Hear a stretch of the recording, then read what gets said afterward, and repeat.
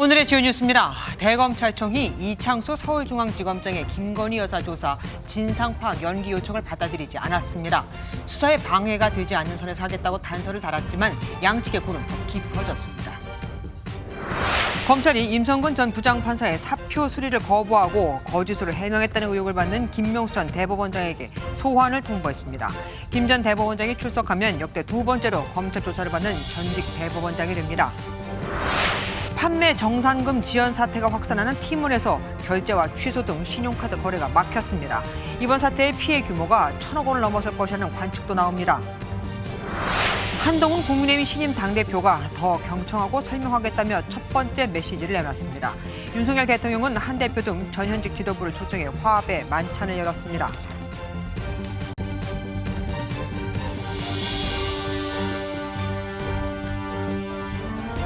사상 최초로 현직 영부인이 검찰 조사를 받았는데 이보다 검찰 내 갈등이 더 크게 부각되는 희한한 일이 벌어지고 있습니다. 김건희 여사 조사를 맡았던 검찰총장에게 보고하지 않고 진행했다는 이른바 총장 패싱 논란 때문인데 이원석 총장이 진상 파악 지시를 내렸지만 이창수 서울중앙지검장이 이를 연계해달라고 요청한 내용은 어제 이미 전해드렸죠. 그런데 오늘 대검찰청에서 진상 파악 절차를 계속 진행하겠다고 밝혔습니다. 수사에 방해가 되지 않는 선에서 하겠다고 단서를 달며 확전을 자제하는 모양새이긴 하지만 결과적으로는 이 지검장의 연기 요청을 거부한 겁니다. 오늘 뉴스7 첫 소식은 현조 기자가 준비했습니다. 김건희 여사 조사 경위에 진상을 파악하라는 검찰총장 지시에 이창수 서울중앙지검장은 진상 파악을 연기해달라는 뜻을 전달했습니다. 중앙지검장이 진상파악조사 사실상 협조 못하겠다고 했는데 어떻게 보시나요, 대표님? 오늘 따로 되어 있으신가요? 총장은 기자들 질문에 즉답을 피했지만 대검찰청에선 진상 파악을 멈추지 않고 계속한다는 입장을 내놨습니다. 대검찰청 관계자는 진상 파악 절차를 차분히 계속 진행할 것이라며 수사에 지장을 주지 않는 범위에서라고 덧붙여 설명했습니다. 수사에 방해가 되지 않게 하겠다는 단서를 달아 갈등 확산을 자제하면서도 연기 요청은 바로 받아들이긴 어렵다는 의미로 해석됩니다. 최근 이 지검장은 대검의 진상 파악에 대해 할 거면 나만 하라는 취지의 의견을 대검에 전한 것으로 알려졌습니다. 대검에서는 진상 파악에 대해 확대 해석을 하지 말아달라고 당부하고 있지만 향후 감찰 조사로 이어지는 것 아니냐는 검찰 내부의 우려는 여전히 남아 있습니다. MBN 뉴스 현주입니다.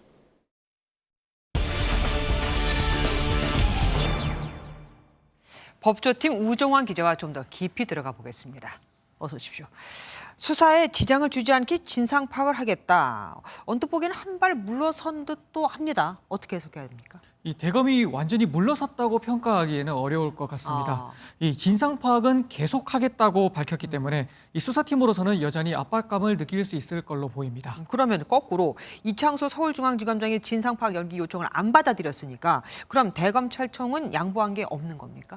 이 수사에 지장을 주지 않겠다라는 메시지처럼 일부 양보는 있을 걸로 보입니다. 네. 이 나만 조사하라는 이창수 지검장과 반면에 차장검사와 부장검사급 지휘부까지 면담 대상에 포함한 걸로 알려진 대검 입장 사이에서 이 차장검사급까지만 이렇게 면담하는 절충점이 고려될 수도 있을 걸로 보입니다. 하지만 수사팀은 진상 파악하는 그 자체가 압박이라고 느낀다잖아요. 그럼 갈등은 계속되는 겁니까? 네, 그렇습니다. 이 대검의 오늘 입장에는 이 갈등 봉합 제스처도 분명히 있지만 네. 진상 파악 의지도 분명하게 담고 있습니다. 이 대검 관계자는 이 파악할 부분은 파악해야 한다 이렇게 말하면서 진상 파악 절차 자체를 물을 수는 없다고 강조했습니다. 강경하네요. 이번 검찰 내부 갈등을 막을 기회는 혹시 없었을까요? 이 몇 차례 기회가 분명히 있었습니다. 네. 이 시계를 돌려보면요. 이번 달 초에 이원석 총장이 박성재 법무부 장관에게 도이치모터스 수사 지휘권을 복원해달라고 요청했었지만 이제 거절당했었죠. 이때 복원이 만약 됐었다면 이어진 김 여사 조사 사후 보고 같은 갈등의 싹이 자라지 않을 수가 있었다는 지적이 나오고 있습니다.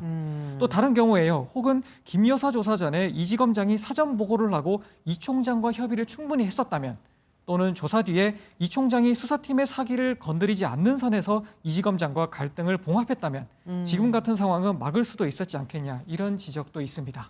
그러면 일선은 검찰들은 뭐라고 얘기합니까? 이 평검사들 같은 경우에는 제3의 장소를 고를 수밖에 없었던 수사팀의 상황도 이해되고 황제 조사 논란이 나올까 봐 우려한 이 총장의 입장도 이해된다면서도 결국 양쪽이 평행선만 긋다가 갈등이 커져버린 게 답답하다는 반응들을 보였습니다. 갈등 상황, 이 김 여사 처분에도 혹시 영향을 미칠까요? 이 처분 내용이 바뀔 가능성은 크지 않지만 처분 과정에 영향을 줄 수가 있습니다. 이 법조계에서는 이 총장이 수사 지휘권이 있는 명품백 의혹 같은 경우에는 보강수사나 수사심의위원회 소집 같은 지휘를 할 수도 있다는 관측이 조심스럽게 나오고 있습니다. 네. 이 경우에는 갈등이 또 재점화할 수도 있겠죠. 일단 대검 관계자는 수사팀과 잘 협의해야 할 문제다 이렇게 밝히고 있습니다. 예, 지금까지 우종환 기자와 함께했습니다. 고맙습니다. 대북 확성기 전면 가동에도 아랑곳하지 않고 북한이 사흘 만에 또다시 쓰레기가 들어있는 풍선을 우리 쪽으로 날려보냈습니다. 벌써 10번째입니다. 이번에는 날아온 풍선이 대통령실 경내까지 처음으로 떨어졌는데요. 김여정 부부장이 예고한 대로 북한이 새로운 대응에 나설 가능성이 커지고 있습니다. 권영봉 기자가 보도합니다. 합동참모본부는 북한이 대남 쓰레기 풍선을 또다시 부양했다고 밝혔습니다. 지난 21일 이후 사흘 만입니다. 합참은 오후 4시까지 쓰레기 풍선 약 300여 개가 식별됐고 이 가운데 250여 개가 경기 북부 및 서울에 떨어졌다고 전했습니다. 일부는 북서풍을 타고 날아와 처음으로 용산 대통령실 경내에서 발견됐고 국회의사당에서도 식별됐습니다. 낙하 물체의 위험성과 오염성은 없는 것으로 확인돼 수거된 상태입니다. 대통령실 보안에 허점이 노출된 것 아니냐는 우려에 대통령실 관계자는 관계기관과 실시간 감시하고 있었다며 사안의 심각성을 인지하고 있다고 말했습니다. 또 풍선에 어떤 물질이 들어가 있는지 알 수 없기 때문에 공중에서 처리하긴 어렵다면서 낙하 후 수거한다는 방침은 변함이 없다고 설명했습니다. 북한이 우리 측 대북 전단과 확성기 방송에 새로운 대응을 예고한 만큼 도발 수위를 한층 끌어올릴 것으로 예상됩니다. 남쪽에서 전단 살포를 중단시키는 여론이 발생을 하게 서해 GPS 교란처럼 주체와 원점이 불분명한 회색지대 도발 이런 것을 할 가능성이 높죠. 신원식 국방부 장관도 탈북민 단체들이 대북 전단 풍선을 띄우는 장소에 북한이 총격 또는 포격을 가할 가능성이 있다고 언급했습니다. MBN 뉴스 권용범입니다. 4년 전 사법농단 의혹이 연루됐던 임성근 전 부장판사가 사표를 내자 김명수 당시 대법원장이 탄핵이 진행 중이라며 반려했던 일 기억하십니까? 처음에는 그런 말 한 적 없다고 했다가 거짓 해명 의혹으로 고발당한 김 전 대법원장에 대해 검찰이 소환 통보를 했습니다. 고발된 지 3년 5개월 만입니다. 홍조 기자가 보도합니다. 지난 2020년 민주당은 사법농단 의혹에 연루됐던 판사들의 탄핵을 추진했습니다. 동료 판사의 재판에 관여한 혐의로 기소됐다가 무죄를 선고받은 임성근 전 부장판사도 포함됐습니다. 임 부장판사는 사표를 냈는데 김명수 당시 대법원장은 정치권의 반발이 예상된다는 이유로 이를 받아들이지 않았습니다. 김 전 대법원장이 그런 적 없다며 부인하자 임 부장판사는 녹취록까지 공개했습니다. 지금 뭐 탄핵하자고 저래 설치고 있는데 그거 내가 사표 쓰겠다고 하면 국회에서 무슨 이야기 듣겠냐 말이야. 결국 김 전 대법원장은 기억이 불분명했다며 사과했습니다. 임성근 부장 판사님과 그리고 실망을 드린 모든 분들께 깊은 사과와 죄송하다는 말씀을 드립니다. 국민의힘은 김 전 대법원장을 직권남용과 거짓 해명을 했다는 혐의로 고발했습니다. 이후 3년 5개월 만에 검찰은 소환 조사를 받으라고 통보했고 이르면 다음 달 중 조사가 이루어질 예정입니다. 사법농단 의혹의 정점으로 지목돼 소환됐던 양승태 전 대법원장 이후 두 번째로 전직 사법부 수장에 대한 검찰 조사가 이루어질지 관심이 쏠립니다. MBN 뉴스 홍지호입니다. 보통 선착순 달리기라고 하면 먼저 들어온 사람을 제외한 나머지는 다시 선착으로 들어오기 전까지 계속해서 뛰어야 합니다. 열 맞춰 뛰기와는 천지차이인 거고 그래서 군에선 이를 가혹행위로 분류하고 있는 건데 얼차려를 지시해 훈련병을 숨지게 한 혐의를 받는 육군 12사단 신병교육대 중대장이 유족들에게 이와 관련해 거짓 해명을 한 녹음 파일이 공개됐습니다. 전민석 기자가 보도합니다. 고 박태인 훈련병이 숨지기 전날 가해자인 육군 12사단 신병교육대 A중대장이 유족과 나눈 대화가 공개됐습니다. A중대장은 선착순 뜀걸음과 같은 가혹행위는 없었다고 해명했습니다. 선착순처럼 이런 식으로 돌렸나요? 아닙니다. 쓰러질 당시에 선착순 이런 걸 시키지 않았고 딱 3바퀴만 열을 맞춰서 제대를 맞춰서 같이 뛰어라. 당시 절차에 따른 훈련이었다고 주장하기도 했습니다. 왜 이 교육훈련을 가야 되는지를 전반적으로 이해를 시킨 다음에 잘못을 인식할 수 있는 시간을 부여를 합니다. 하지만 A 중대장의 설명은 모두 거짓이었습니다. 당시 완전 군장 상태로 연병장 선착순 띵걸음 1바퀴를 실시했고 팔굽혀펴기와 띵걸음 3바퀴를 잇따라 지시한 것으로 조사됐기 때문입니다. 군인권센터는 중대장의 거짓말이 의료진의 초동 조치에도 악영향을 줬다고 주장했습니다. 의료인들의 판단에 혼선을 주기에 충분하고 헬기를 띄우지 않는 등 후송이 안이하게 이루어진 주요한 원인 중 하나로 작용했을 것이다. 학대치사와 직권남용 혐의로 기소된 A 중대장과 B 부중대장의 첫 재판은 다음 달 16일 춘천지법에서 열립니다. MBN 뉴스 전민석입니다. 티몬 위메프 정산 지연 사태가 걷잡을 수 없이 커지고 있습니다. 어제 언론 보도가 될 때만 해도 곧 입점 업체들한테 판매 대금을 줄 예정이라고 했었는데 웬걸요. 오늘은 신용카드 대행사들이 거래를 중단해버렸습니다.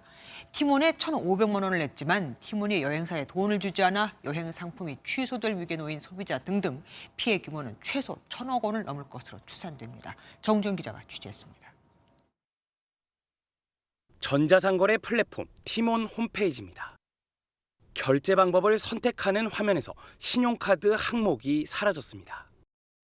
휴대폰 결제와 실시간 계좌 이체만 되고 신용카드 결제는 완전히 막혔습니다. 판매 대금 지급이 안 되자 신용카드 결제 대행을 해주고 수수료를 받는 결제 대행사들이 일제히 철수한 겁니다. 소비자 피해도 속출하고 있습니다. 1,500만 원을 냈지만 티몬이 여행사에 결제 대금을 주지 않아 해외여행이 취소될 위기에 처했습니다. 여행사들은 자사 피해를 줄이기 위해 티몬 결제를 취소하고 여행사를 통해 재결제해야 한다고 공지했지만 환불 여부는 불투명한 상황입니다. 여름 휴가는 이제 망쳤다고 봐야 되겠죠. 결국 가족들의 즐거운 휴가를 제가 망친 게 돼서 정말 미안하죠. 티몬에서 산 외식 쿠폰은 줄줄이 취소되고 선불 충전금인 티몬 캐시 역시 제대로 쓸 수가 없습니다. 또 티몬의 상품 검색창에서 회원 탈퇴가 1위에 오르는 기현상도 나타났습니다. 티몬과 위메프는 소비자와 판매자를 연결해주고 수수료를 챙기는 구조인데 피해 규모가 최소 1,000억 원을 넘을 것이란 관측이 나옵니다. 티몬 본사 앞에는 물건값을 못 받아 불안한 판매자들의 발길이 이어지고 있습니다. 동산 받을 게 1억이 넘기 때문에 이번 달 말이나 월급도 그렇고 해외에 못 한 것도 돈이 들어야지 회사가 되는데. 대통령실은 상황을 예의주시하면서 소비자와 판매자 피해가 커지지 않도록 최선의 노력을 다하겠다고 밝혔습니다. MBN 뉴스 정주영입니다. 이번엔 미국으로 가볼까요? 여론조사 결과 민주당 카멀라 해리스 부통령이 공화당 대선 후보인 트럼프 전 대통령을 오차 범위 아니지만 처음으로 앞서는 것으로 나타났습니다. 그간 바이든 대통령이 트럼프에게 뒤처졌던 것과는 완전히 대조적이죠. 워싱턴에서 최정락 특파원입니다. 트럼프 전 대통령의 대관식이 열렸던 경합주 위스콘신주 밀워키. 사실상 민주당 후보로 확정된 해리스 부통령이 첫 유세지로 선택했습니다.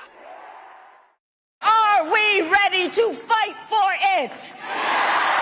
And when we fight, we win! 민주당 상하원 지도부도 해리스 지지를 공식 표명했습니다. So now that the process is played out, from the grassroots bottom up, we are here today to throw our support behind Vice President Kamala Harris. 오바마 전 대통령은 극적 효과를 내며 지지에 나설 것이라는 전망이 나옵니다. 바이든 대통령 후보 사퇴 다음 날 시행한 여론조사에서는 트럼프 전 대통령을 이긴다는 결과가 처음 나왔습니다. 로이터 통신 조사에서 해리스 부통령은 44%, 트럼프 전 대통령은 42%로 오차 범위 내에서 앞섰습니다. 제3 후보까지 포함한 다자 가상 대결에서는 해리스 부통령과 트럼프 전 대통령 격차가 4%포인트까지 벌어졌습니다. 이런 가운데 민주당은 다음 달 1일부터 대선 후보 선출을 위한 온라인 투표를 진행하고 해리스 부통령을 후보로 공식 지명할 전망입니다. 한편 코로나 완치 후 복귀한 바이든 대통령은 우리 시각으로 내일 아침 백악관 대국민 연설을 통해 어떻게 국정 운영을 마무리할지 밝힐 예정입니다. 워싱턴에서 MBN 뉴스 최종락입니다. 반면 후보 지명 연설을 거의 대통령 취임 연설 같이 했던 트럼프 전 대통령은 요즘 활동이 좀 주춤합니다. 총격 사건의 여파로 비밀 경호국이 야외 유세를 자제하라고 권고하며 당분간은 실내 유세만 하게 됐거든요. 총격 당시 경호 실패 정황이 담긴 바디캠도 공개가 됐습니다. 주진희 기자입니다. 피를 흘리며 쓰러진 총격범 주변에서 무장 경력과 비밀 경호국 소속 요원이 이야기를 나눕니다. So this is the guy that, so if you go to that window that's open and yell for Greg, that's the sniper that sent the original pictures and sent the pictures out. I don't know if you got the same ones I did. I think I did, yeah. He's like got his glasses on and he's... 당시 경찰은 배치됐던 건물에서 저격범을 사전에 확인했고 경호 인력들은 사진까지 찍어서 주고받은 데다 범행 전 자리까지 이탈한 것으로 드러났습니다.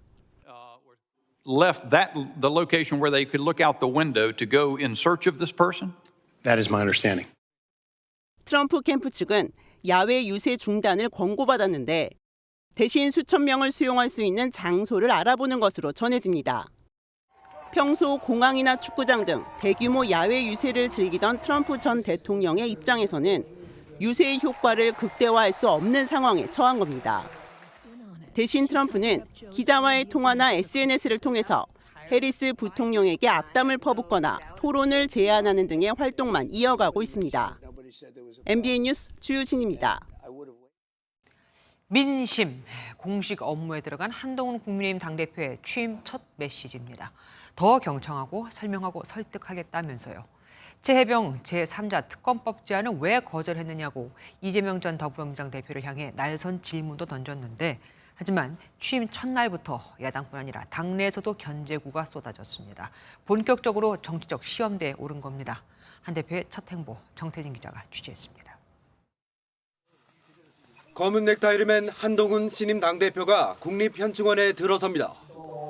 현충원 참배로 첫 공식 일정을 시작한 한 대표는 국민 눈높이에 맞는 정치, 민심을 거듭 강조했습니다. 몇 달 만에 국회로 돌아왔습니다.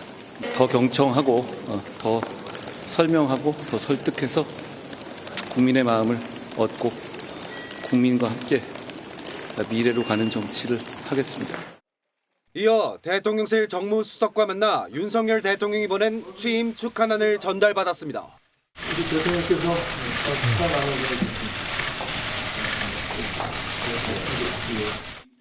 또 한 대표는 출마 선언 당시 공언했던 제3자 최혜병 특검법 추진의 뜻을 분명히 했습니다. 이재명 대표께서 제 제안을 그냥 거절하셨던데 저는 오히려 그 이유를 묻고 싶은데요. 꼭 왜 진실을 규명하기 위해서 민주당이 정하는 특검이 수사를 해야 되는 거죠? 하지만 신윤 김재원 최고위원과 김민전 의원은 당대표가 나설 문제가 아니라 비판하면서 지도부 내에서도 이견이 터져나왔습니다. 특검은 당대표가 이래라 저래라 할 얘기가 아니다. 원내대표의 전권이라는 것입니다. 토론을 거쳐 이견을 좁히겠다고 밝힌 한 대표 앞에 당 내용 수습과 거야 대응이라는 핵심 과제들이 놓여 있습니다. MBN 뉴스 정태진입니다. 국민의힘 한동훈 체제가 시작되자마자 더불어민주당은 공세를 퍼부었습니다. 최혜병 특검법 수용을 촉구하는 동시에 한동훈, 김건희 여사 특검법에 대한 공청회나 청문회를 열겠다고 그러니까 5대 요구를 꺼내든 겁니다. 여당은 축하 인사를 이런 식으로 하느냐며 격하게 반발했습니다. 장명훈 기자입니다. 민주당은 한동훈 신임 국민의힘 대표의 취임 첫날부터 견제구를 날렸습니다. 최혜병 김 여사 특검법과 방송 장악 중단 등 5가지 사안을 수용하라며 압박에 나섰습니다. 민심과 함께 하겠다고 말했습니다. 민심은 해병대원 특검법 통과를 압도적으로 원하고 있습니다. 조국혁신당과 민주당이 각각 발의한 한동훈 특검법과 김건희 여사 특검법을 법사위 안건으로 상정하고 공청회 또는 청문회를 추진하기로 했습니다. 한동훈 전 법무장관과 그 가족에게 제기된 고발이 언론에 보도된 것만 2년간 12건입니다. 특검법이 통과돼서 이 김건희 여사에 대한 이런 각종 비의혹, 불법 의혹에 대해서 국민의힘은 특검법 상정이 도의적으로도 법리적으로도 맞지 않다며 강하게 반발했습니다. 어제 전당대회에서 당대표 선출했는데 축하 인사를 이런 방식으로 하는지 묻고 싶습니다. 논의할 가치도 없이 폐기돼야 된다고 생각합니다. 야당의 특검법 공세에 한 대표도 막무가내식 억지라고 반발하면서 향후 전국도 여야 간 강대강 대치가 이어질 전망입니다. MBN 뉴스 장명훈입니다. 윤석열 대통령이 한동훈 신임 대표를 비롯해 국민의힘 전현직 지도부를 용산 대통령실로 초대해 만찬을 하고 있습니다.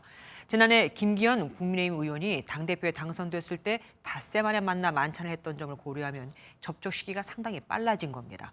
전당대회 경쟁자였던 나경원, 윤상현, 원희룡 이 세 사람을 다 부른 것도 지난해와는 다른 점이죠.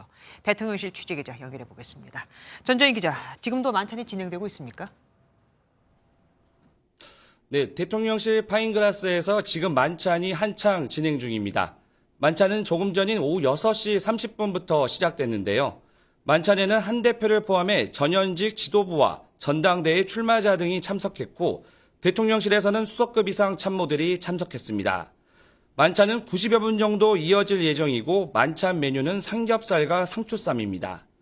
대통령실은 격이 없는 사이에서 먹는 음식인 삼겹살과 당의 화합을 상징하는 의미로 상추쌈을 준비했다고 설명했습니다.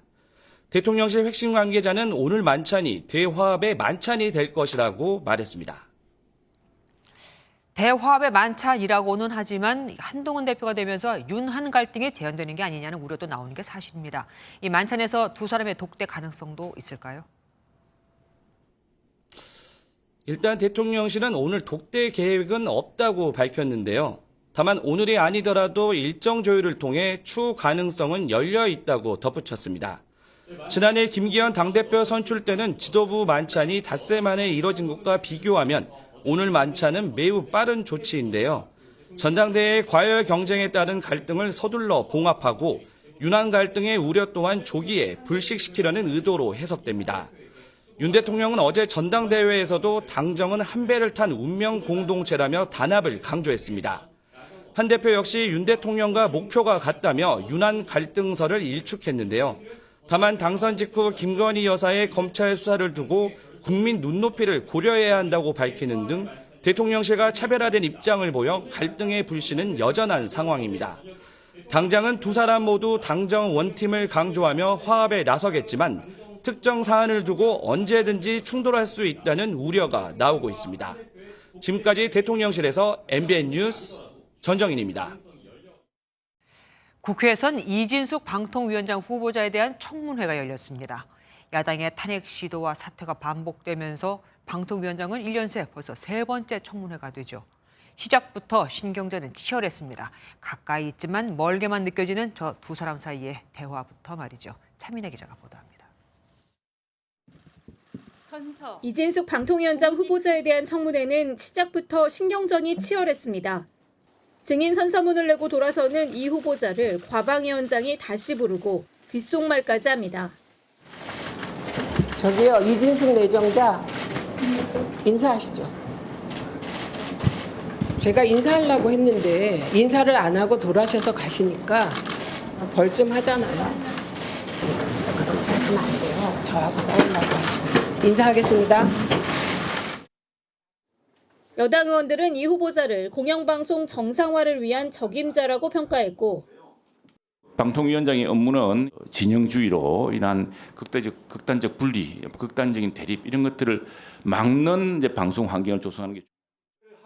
야당 의원들은 MBC 재직 시절 이 후보자의 노조 탄압 의혹을 제기했습니다. 이명박 정부 시절 MBC 후배 기자들을 유배 보내고 노조를 탄압했던 방송 장악의 선봉대가.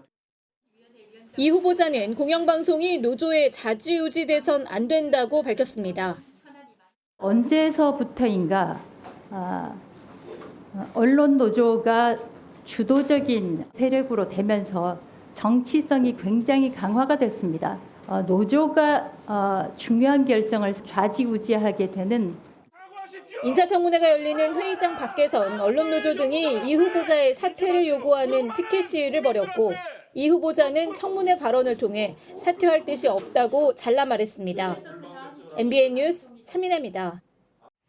우원식 국회의장이 여야에 제안했던 방송사법 관련 중재안이 정부 여당의 거부로 결국 불발됐습니다. 본인의 제안이 받아들여지지 않자 우 의장 최혜병 특검법을 재표결하고 방송사법을 상정하겠다고 밝혔습니다. 국민의힘은 필리버스터로 방송사법 저지에 나서겠다고 맞섰죠. 서영수 기자입니다. 일주일 전 여야의 방송사법 중재안을 제안했던 우원식 국회의장이 긴급 기자회견을 열었습니다. 여야 대치 상황에 변화가 없다면 내일 본회의에서 방송사법을 처리하겠다고 했습니다. 제시했던 기한이 지났는데도 정부 여당이 입장 변화를 보이지 않자 더는 기다릴 수 없다고 판단한 겁니다. 의장이 고심을 거듭한 끝에 책임을 자처해 대화와 타협을 위한 중재안을 제시하자 거부했습니다. 앞뒤가 맞지 않습니다. 우 의장은 방송사법 처리에 앞서 최혜병 특검법 재표결도 진행하겠다고 밝혔습니다. 재표결 문턱을 넘기 위해서는 국민의힘에서 8명이 이탈해야 하는데 현재로선 통과가 쉽지 않다는 분위기입니다. 민주당 원내 관계자는 하나의 매듭을 짓고 다음 단계로 나아가야 할 때라며 일단 재표결을 진행한 뒤 추가 대응에 나서겠다고 밝혔습니다. 국민의힘 지도부는 재표결 부결을 위해 전원 대기령을 내린 것은 물론 방송사법 저지를 위한 필리버스터도 예고했습니다. 각 상임위에서 무리하게 단독으로 밀어붙여서 강행 처리된 법안이 본회의에 논의하게 되면은 저희들은 무제한 토론 필리버스터로 대응할 것입니다. 민주당은 필리버스터 24시간 이후 중단 카드를 사용해 4개 법안을 하나씩 처리한다는 계획입니다. 이 경우 방송사법을 처리하기까지 최소 4박 5일이 걸리는데 주말 민주당 전당대회 지역 순회 경선을 고려하면 이달 말까지 필리버스터 전국은 이어질 전망입니다. MBN 뉴스 서영수입니다. 오고 가는 언제 매일 여의도는 전쟁 중 Talk to me. 정치 톡톡 시간입니다. 국회팀 표선우 기자와 함께합니다. 어서 오십시오. 첫 번째 보겠습니다. Yes or no, 그러니까 네 아니오로 답하라 뭐 이겁니까? 무섭습니다. 네, 살벌했던 이진숙 방통위원장 후보자 인사청문회 방금까지 리포트로 보셨죠. 네. 기싸움이요 내내 상당했습니다. 네. 이 중 조국혁신당 이혜민 의원은요 사퇴 의향을 네 아니오로만 답하라고 압박을 했는데요. 이 후보자 물러서지 않고 말을 돌리면서 유치한 말싸움이 벌어졌습니다. 바로 영상으로 보시죠. 사퇴 의향이 있으신지 예 아니오로만 답을 해주시기 바랍니다. 예 아니오로만. 얼마 전에 예 아니오로만 이재명 답을 대표가 주시기 그렇게 바랍니다. 예 말씀하신 걸로 아니오로만 답을 기억하는데요. 주시기 바랍니다. 예 아니오라는 답변을 강요하는 것은 바랍니다. 대단히 잘못된 지금 제가 것이라고 한국말 하고 이재명 있어요. 못 대표가 알아듣습니까? 말씀을 예 한 걸로 아니오로만 답을 주시기 기억합니다. 바랍니다. 예 아니오로만. 지금 어쨌든 두 분이 같은 말을 계속한 겁니다. 그리고 이재명 전 대표가 갑자기 소환됐어요. 일단 국민의힘은 이 후보자의 편을 좀 들어줬는데요. 네. 민주당이 억지 공세를 펴고 있다고 좀 옹호를 했습니다. 이 후보자가 헌혈을 44년 동안 한 번도 하지 않은 것을 두고 공적 마인드가 부족하다고 지적했던 것도 무리수라고 지적했습니다. 헌혈과 방통위원장 직무 수행이 무슨 관계가 있는지 묻고 싶습니다. 이 후보자 왜 안 했다고 얘기하던가요? 이것도 직접 이유를 밝혔는데요. 들어보시죠. 선거를 나가다 보니까 이제 눈썹을 좀 정리를 하는 게 좋겠다 해서 눈썹 문신을 했습니다. 문신을 한 지 6개월이 지나면 헌혈을 못 한다고.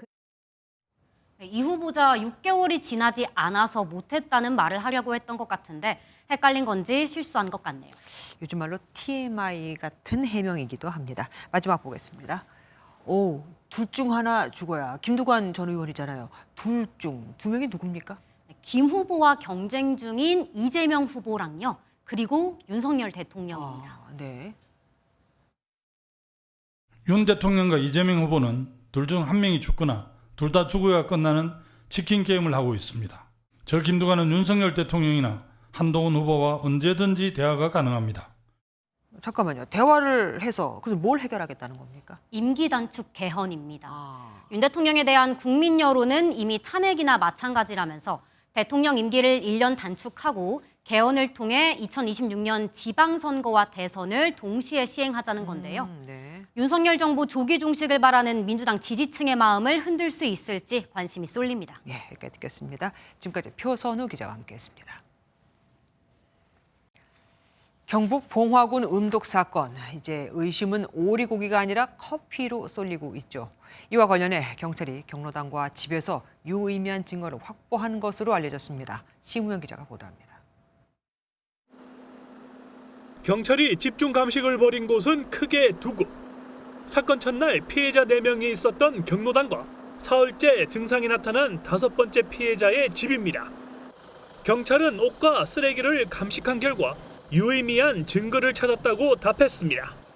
결과 이미 나온 것도 있고 단서가 돼가지고 범인을 특정해도 좋지만 4분 할머니 같은 경우에는 경로당에 있었거든요. 5번째 분 같은 경우에는 집이 중요한 단서가 돼.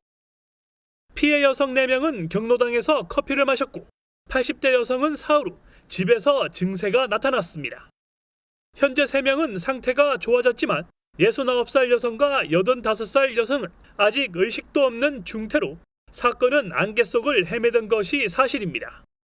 경로당 안에 있는 CCTV가 고장난 데다 농약 구입 경로도 파악하지 못하고 있었습니다.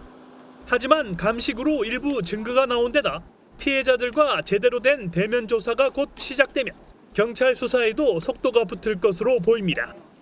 경찰은 추가로 경로당 주변 CCTV 86곳과 커피잔 등 311점을 감정해 용의자 특정에 집중하고 있습니다. MBN 뉴스 심호영입니다. 조경업에 종사했던 경험을 살려 야산에 비닐하우스를 설치하고 대마를 재배, 유통까지 한 일당이 무더기로 적발됐습니다. 추적이 어려운 다크웹을 통해서 마약을 사고 팔았지만 결국은 꼬리가 잡혔습니다. 한여혜 기자입니다.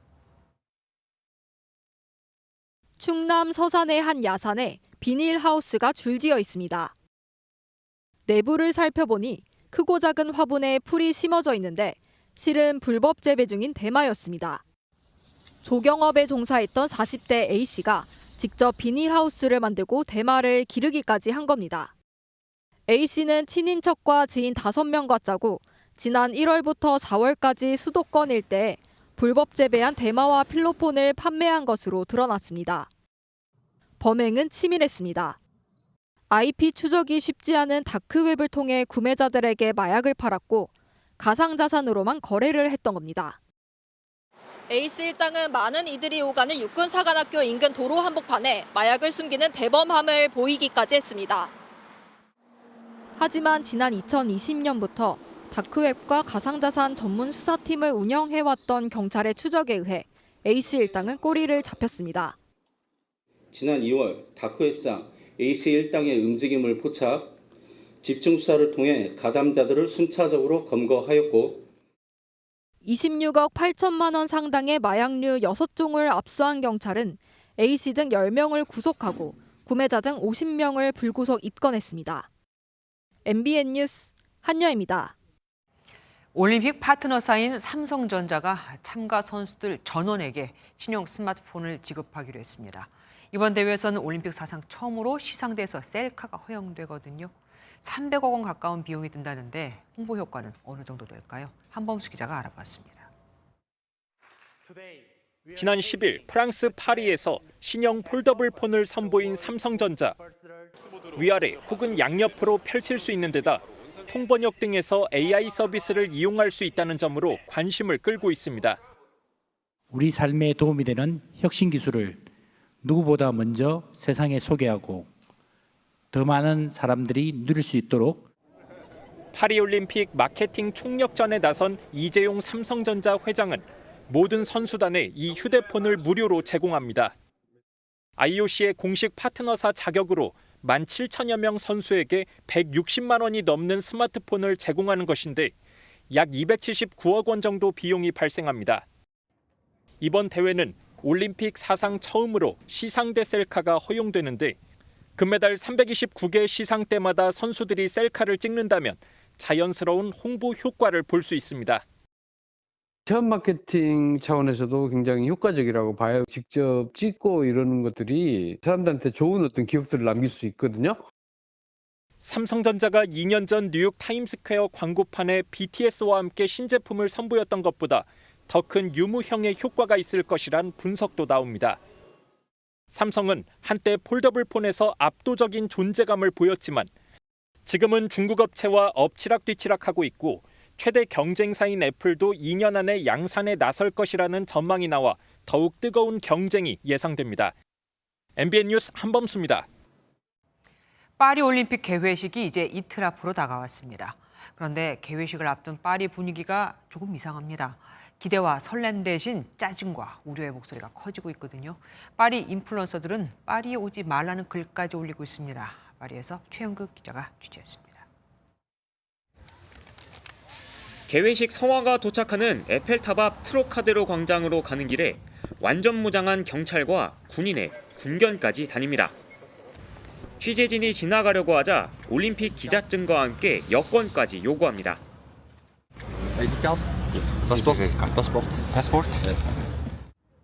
파리 시민들도 개회식과 경기장 근처 통제구역을 지날 때마다 매번 QR코드를 보여줘야 해 이만저만 불편한 게 아닙니다. Mais moi personnellement, quand j'ai entendu qu'il y a un QR code, j'étais réticente. Et apparemment, j'ai pas eu tort. 경기장으로 변신하는 센강을 향한 의심의 눈초리도 여전합니다. 논란이 됐던 센강의 수질이 어떤지 저희가 직접 한번 확인해 보겠습니다. 육안으로 봤을 때에는 많은 양의 이물질이 확인되진 않았습니다. 하지만 쓰레기가 떠다니고 강바닥이 잘 보이지 않을 정도로 흐렸는데 이번 달 초에도 기준치를 넘는 대장균과 장고균이 검출됐습니다. 2주 전 조직위는 수영 적합 판정을 내렸지만 그 이후에는 검사 여부와 결과를 공개하지 않아 우려의 목소리가 나옵니다. I hope there won't be too much rain because it's damaging the quality of the water. So personally, I wouldn't. 올림픽에 대한 반감에 개회식 당일 비 예보까지 겹친 상황에서 마크롱 대통령을 비롯한 관계자들은 올림픽을 성공적으로 치를 수 있다고 자신했습니다. 파리에서 MBN 뉴스 최영규입니다. 영화가 현실이 된 걸까요? 영화에서 종종 정교하게 만든 가면을 쓰고 다른 사람인 척 행동하는 장면이 나오는데 중국에서 이런 일이 실제로 벌어졌습니다. 경찰의 추적을 피하려고 실리콘 가면을 쓰고 절도를 한 겁니다. 가격도 다양하고 또 아무나 구입할 수 있다는 게 더 문제입니다. 베이징에서 윤석정 특파원입니다. 정교하게 만들어진 가면을 쓴 톰 크루즈가 태연하게 다른 사람인 척 행동합니다. 영화에서나 나올 법한 변장술이 중국에선 현실에서 벌어졌습니다. 최근 상하이의 한 아파트 단지에서 절도 피해가 잇따랐습니다. CCTV를 살펴봐도 범인의 행적은 오리무중이었습니다. 一名身着黑色外套、戴口罩的男子进入过该小区，但让警方意外的是，小区当天随后的监控画面里始终没有捕捉到这个男子离开小区的画面。 탐문 끝에 경찰에 붙잡힌 범인의 집에서 훔친 물건들과 함께 발견된 건 노인 얼굴의 가면이었습니다. 인터넷에서 산 실리콘 가면을 쓰고 범행을 저지른 후 다른 사람인 척 범행 장소를 빠져나왔던 겁니다.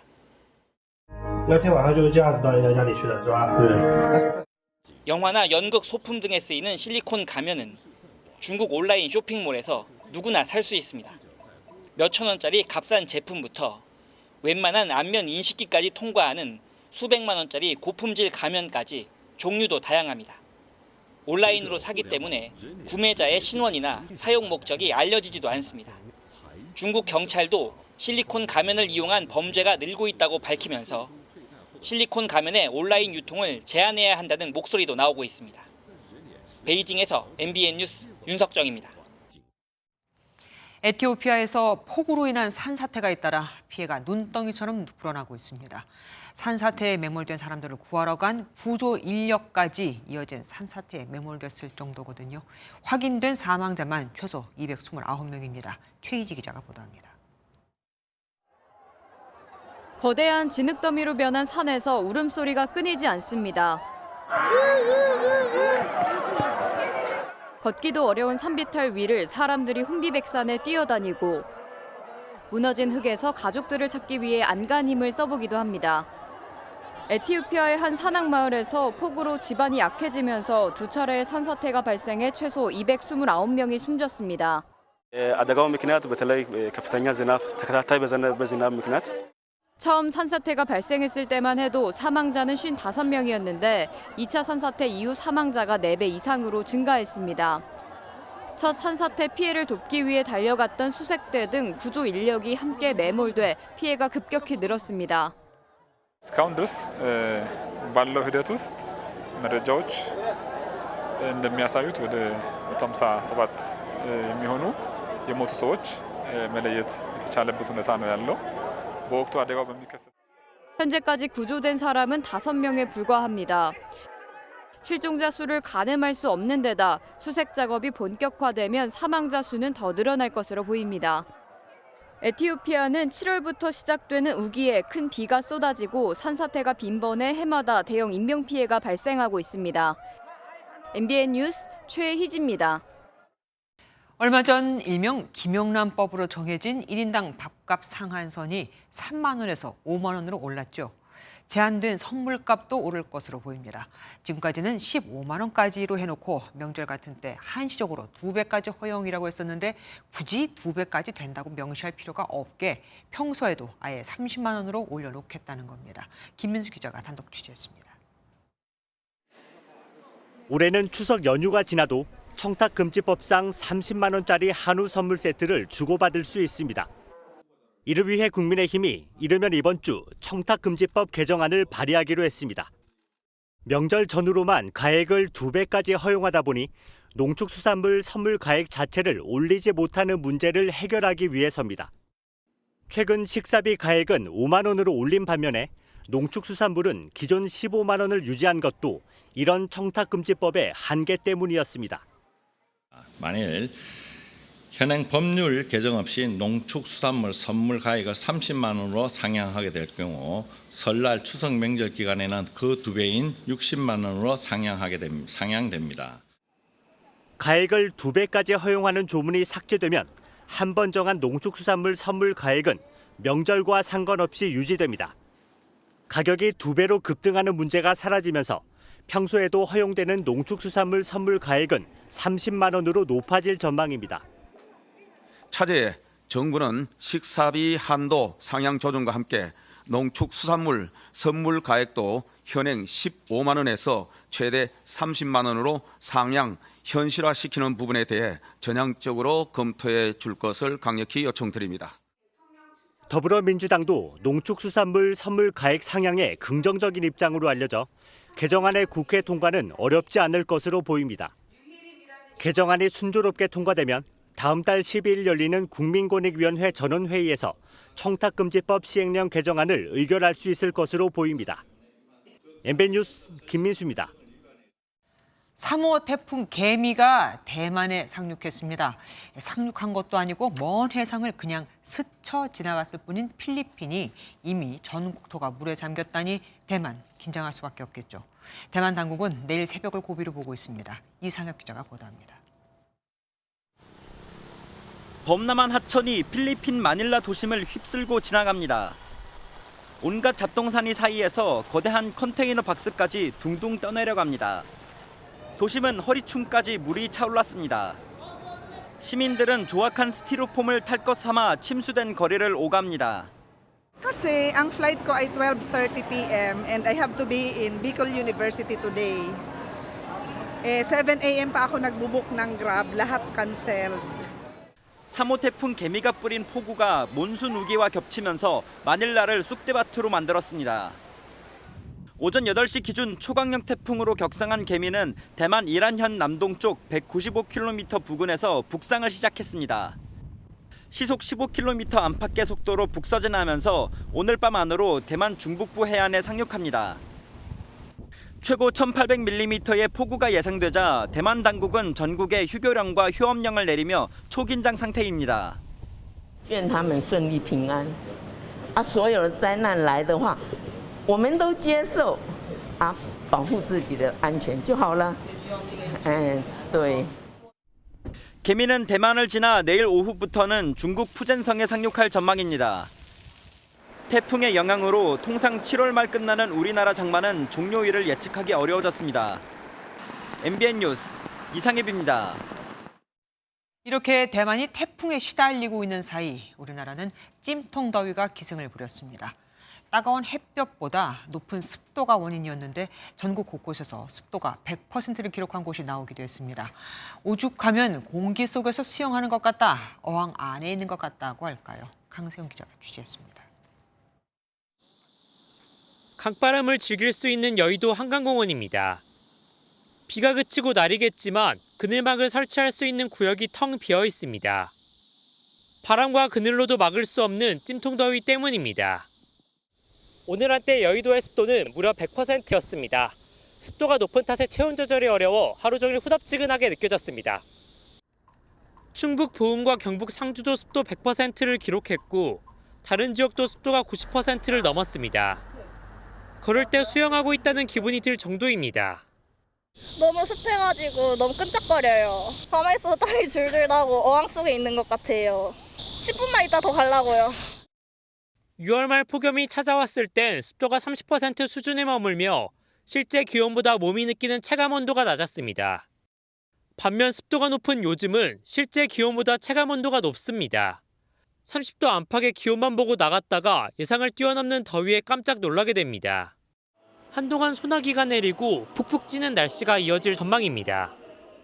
전국적으로 폭염특보가 확대 강화되고 있는 가운데 목요일과 금요일 낮부터 저녁까지 전국 곳곳에 소나기가 강하게 내리는 습한 날씨엔 탈수나 온열 질환에 쉽게 걸릴 수 있어 한낮에는 야외 활동을 줄여야 합니다. MBN 뉴스 강세현입니다. 장마비도 잠시 잦아들면서 본격적인 여름 휴가철이 시작되기 직전이죠. 인천공항에선 벌써 전쟁이 시작됐습니다. 다름 아닌 주차 전쟁입니다. 출국장에서 가장 먼 곳으로 가야 그나마 주차할 곳을 찾을 수 있다는데 이번 주말이 피크라고 합니다. 이승훈 기자입니다.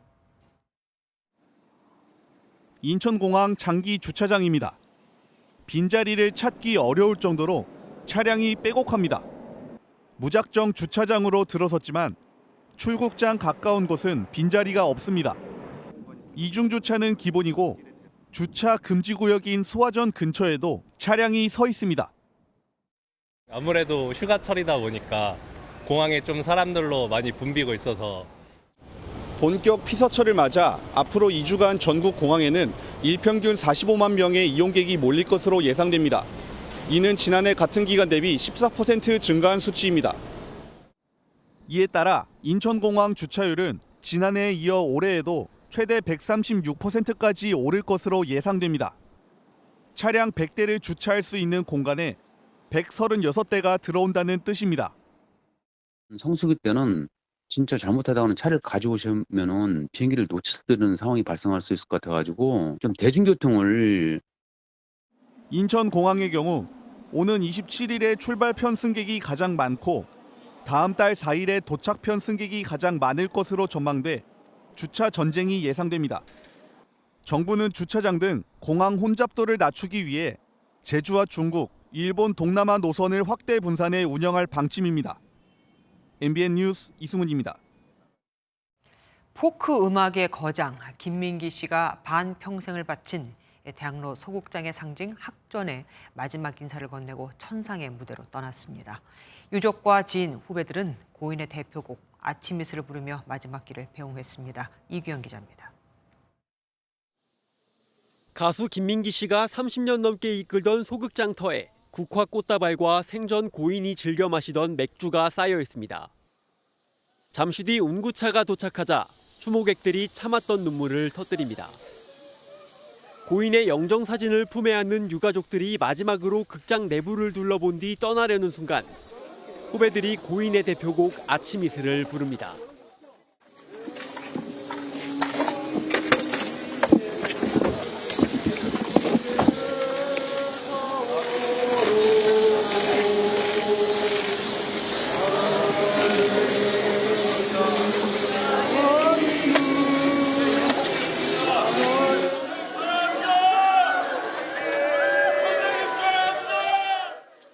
학전 독수리 오영재로 불렸던 배우 장현성과 설경구 등 고인이 운영하는 극장에서 꿈을 키웠던 후배들은 눈물로 마지막 길을 배웅했습니다.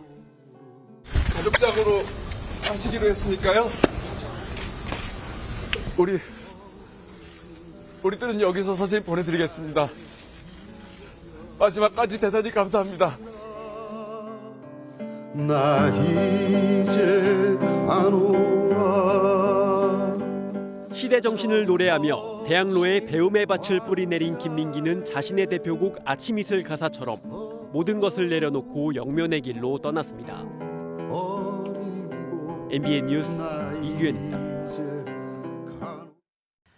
악성 뇌종양은 재발할 경우 1년 이상 생존을 기대하기 어려워 사실상 시한부 선고나 다름이 없었는데요. 현재 개발 중인 이 암세포만 표적으로 삼는 새로운 입자 치료법이 해결책으로 떠오르고 있습니다. 신용수 기자가 현장 취재했습니다. 2년 전 악성 뇌종양인 교모세포종이 재발한 40대 남성 환자입니다.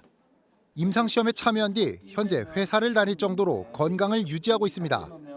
교모세포종은 재발하면 1년을 넘기기 어려운데 새로운 입자 치료법인 붕소 중성자 포획 치료에 효과를 본 겁니다. 치료를 안 받았으면 벌써 사망하지 않았나, 먼저 가지 않았나 그렇게 생각되고요. 받았으니까 예후가 좀 좋으니까 이만큼 살고 있다. 붕소 중성자 포획 치료는 기존 양성자나 중입자 치료와 달리 중성자와 붕소를 이용해 암세포만 정밀 타격하는 게 특징입니다. 암세포가 좋아하는 특정 아미노산에 붕소를 붙여 주입한 뒤 중성자 빔을 쏘면 아미노산을 흡수한 암세포 속 붕소가 핵분열하면서 암을 파괴하는 원리입니다. 기존 입자 치료는 정상세포 파괴 위험 때문에 10회 이상 나눠서 해야 하지만 암세포만 표적할 수 있어 1회만으로도 고강도 치료가 가능하다는 설명입니다. 실제로 6명이 참여한 임상 일상시험 결과 2명의 환자는 일상생활이 가능할 정도로 건강을 회복했습니다. 현재까지 건강한 모습으로 생존해 있고 6분 중에 또 다른 한 분도 지금 경과가 매우 좋은 상태입니다. 현재까지는 치료 효과가 있는 것으로 그렇게 사료가 됩니다. 병원 측은 임상 이상을 위한 시험 계획을 보건당국에 제출했으며 이르면 올해 안에 이상을 개시해 환자들을 치료할 계획입니다. MBN 뉴스 신용수입니다. 가수 김호중 씨의 음주 뺑소니 사건 이후 유사한 사건들이 잇따라 논란이 커지고 있는데 처벌을 피할 수 있는 방법이 공유되는 인터넷 커뮤니티까지 생겼습니다. 정보 공유 차원에서 그럴 수 있지 않냐고요? 이렇게 빠져나간 사람들의 음주운전 재범률이 높다는 게 문제입니다. 박혜빈 기자가 보도합니다. 도로에 정차된 승용차가 빠른 속도로 들이받은 차량에 의해 앞바퀴가 빠집니다. 사고를 낸 운전자는 슬그머니 도주했는데 경찰이 잡고 보니 혈중 알코올 농도는 면허 취소 수준이었습니다. 전직 축구 선수가 서울 강남에서 음주운전을 하다 인도로 돌진해 가로수와 변압기를 들이받았는데 집으로 도망갔다가 덜미를 잡혔습니다. 지난 5월 가수 김호중 씨의 음주 뺑소니 사고 보도 이후 비슷한 범죄가 잇따르고 있습니다. 당시 김 씨는 운전자 바꿔치기와 도피디 추가 음주, 뒤늦은 경찰 출석을 했다는 의혹이 불거진 바 있습니다. 문제는 인터넷 커뮤니티에서 버젓이 김 씨처럼 처벌을 피하기 위한 꼼수가 공유되고 있다는 점입니다. 담당 판사 성향을 알려달라는 게시글과 겁나서 도망갔다고 하면 면허증은 유지될 수 있다는 댓글 등을 어렵지 않게 찾을 수 있었습니다. 문제는 이 같은 글이 모방범죄와 재범의 가능성을 높인다는 점입니다. 2019년 음주운전 처벌을 강화한 윤창호법을 시행했지만 최근 5년간 음주운전 재범률은 꾸준히 40%대에 머물러 있습니다. 22대 국회에서는 정확한 음주 상태 파악을 방해하려고 추가 음주를 하는 행위를 처벌하는 김호중 방지법이 2건 발의된 바 있습니다. 하지만 음주 측정 회피나 측정치가 있어야만 처벌할 수 있는 도로교통법 조항에 대한 개정 움직임은 없는데 회피 행위를 음주운전에 준해 처벌하는 입법이 필요하다는 주장도 나옵니다. MBN 뉴스 박혜빈입니다. 스포츠 뉴스입니다. 파리올림픽 공식 개회식이 이제 이틀 앞으로 다가왔습니다. 자, 이번 파리올림픽 어떤 부분을 눈여겨봐야 할까요? 박규원 기자가 키워드로 정리했습니다.